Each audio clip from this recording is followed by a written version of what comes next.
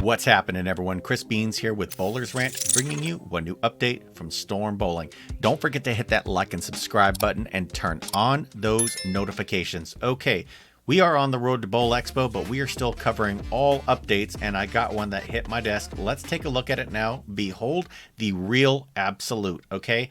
This is an extension into the Absolute series. It is unknown if this is going to come stateside, but I did see it in the overseas market where we see all the best core and cover combinations. Say that 5 times fast. All right, over to the interwebs. What are we getting into? What are we talking about, Beans? Well, I'm going to tell you. So look at, there's an attention nano. I'm going to come back to that later, as well as the phase ruby. All good stuff. Let's get into this. What are we looking at? So it's got the Sentinel core. We all know about that. Here is the flyer from the overseas market. And the first thing you'll notice, it says 1500 grit polished, right? So that's the old style, which tells me this is 95% probably only going to be overseas. But that doesn't mean we can't wish for it. Now, in the spec sheet, because I like to keep them separate than the flyers just in case they are separate, this is an NRG2 Pearl reactive cover ball. Now remember, it says Pearl, but when you watch it go down the lane, which I'm going to show you here in a minute, it kind of looks like a hybrid. Sentinel core, 1500 grit polished, fuchsia, violet, and coal. The fragrance, grape punch. That sounds effing delicious.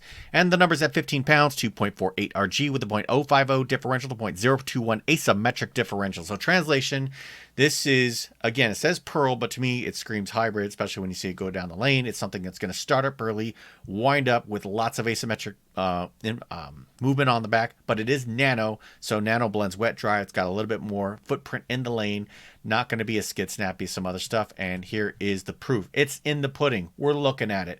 Here it's going down the lane. Mr. Kang throwing this thing. Look at this thing roll up. Okay, this is a 5 by 3 3/8 by 3 3/8. Going third arrow, it's coming through. It's not moving sideways, right? This thing is rolling up nicely. I mean, it's chugging. There is the chug. There's a move. Boom. And to me, this is, I mean, it looks like a hybrid. If you told me and looked at them, I mean, it looks like it's part hybrid, part Pearl. And the weird thing is that some balls, they say Pearl, but what they really mean is hybrid, and they just call it a Pearl. So I think the great Luke Rosedahl once said that Pearls sometimes roll like hybrids and hybrids are like Pearls, you know, in the SPI line of products. But I'm liking this motion.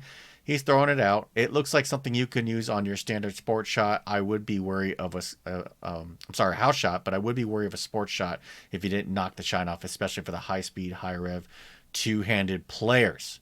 But it does look like a usable motion, and that core gives you a lot of options, being asymmetric for the different kinds of layouts.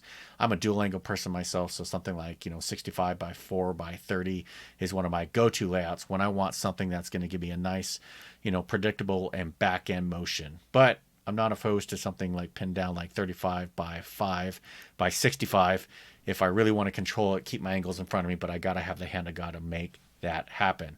All right, last time we're going to see how this looks. I really like how this guy is coming to the line. Nice plant. There's the snap from the elbow to the wrist with the cupped finish with the hand. Looks like a 45-degree axis. There it is, third arrow. Look as it starts to migrate. It really starts, there it is, making the move. Boom, boom, boom, boom, boom. Now it's going into the roll phase, and bang. That's about as good as a reaction as you could want for any condition. Wow, looking really sharp.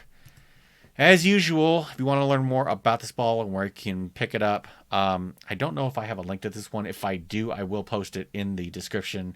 Otherwise, I'll link to the Bowler's Mart overseas ball section just in general, because they've got a really good content library there now, and you can see a lot of the overseas balls there. They've really built up quite the library, so you're going to want to check that out. And of course, if you really want to get a hold of this ball, head on over to the Facebook forums, but don't, the groups, but don't be surprised. It may cost you a pretty penny. Balls like this can come in the neighborhood of $300 to $350 or more shipped. Wow. Yeah, that's right. My wallet cries every time I think about overseas. But again, and this is my shameless plug, don't forget to go to the Bowler's Mart overseas section. They have been getting a lot of overseas stuff, and they're selling it, and it's selling like hotcakes. So sometimes you can get some really good stuff over there, all right? So what do you think about this ball? Do you like the way the real Absolute looks? Did you think it looked like a Pearl or a hybrid? If you were to get one, what layout would you go with? Drop me a comment, let me know. Let's continue the conversation. More updates are coming, and until then, bowl well.